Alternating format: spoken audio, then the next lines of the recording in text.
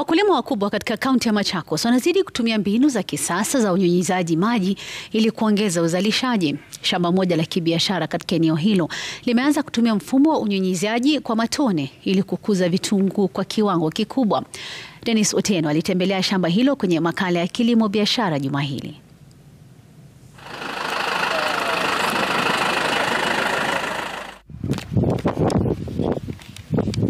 Changamoto kubwa ya ukame na mvua zisizotabirika zimekuwa donda kuu kwa wakulima wakubwa na hata wadogo. Lakini kwa sasa, wale wakubwa wakiwa na rasilimali zaidi kuliko wenzao wadogo, wengi wao wanawekeza katika mifumo ya kutumia maji kwa ufanisi zaidi. Shamba hili lililo kaunti ya Machakos ni mfano bora wa hali hiyo. Kennedy Mutungi, meneja wa shamba la Rama, anasimamia ekari 12 za vitunguu na ekari 2 za nyanya. Kwa kuwa vitunguu ndio zao kuu shambani hapa, vinachukua sehemu kubwa hapa.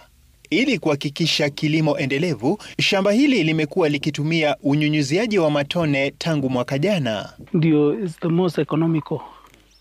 Na when it comes to drip, mtu mmoja tu anaweza tumika kwa irrigation. Hii ni Neptune F1 na tumeipanda juu ya faida zake. Ni resistance. Pia huku kwa kulingana na climate huku inafanya mzuri. Kennedy anaeleza kuwa mfumo huu umeleta mabadiliko katika kilimo cha kisasa kwa sababu ya uwezo wake wa kudhibiti matumizi ya maji.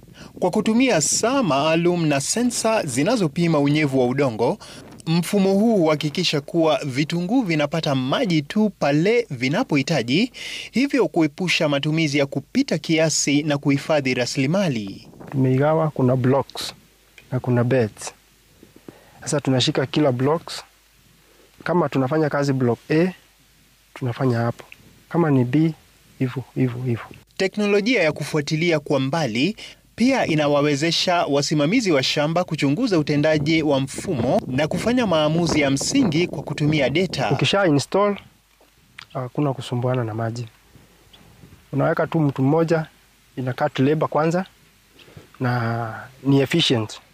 Hata hivyo, licha ya faida zake, unyunyiziaji wa matone katika mashamba makubwa pia una changamoto zake. Ndio maana usimamizi wa shamba hili unapanga kutumia mifumo ya umwagiliaji unaotumia nishati ya jua ili kupunguza utegemezi kwa umeme, miongoni mwa njia nyingine. The sensitivity of drip irrigation system is the filtration system. When you do not have a proper filtration system, the drip line can only last for a day. But we make sure our systems, our drip irrigation system, as factors we have considered like the filtration system, where we make sure there is no foreign material which can go and clog the emitters. Dennis Otieno, Runinga ya Citizen.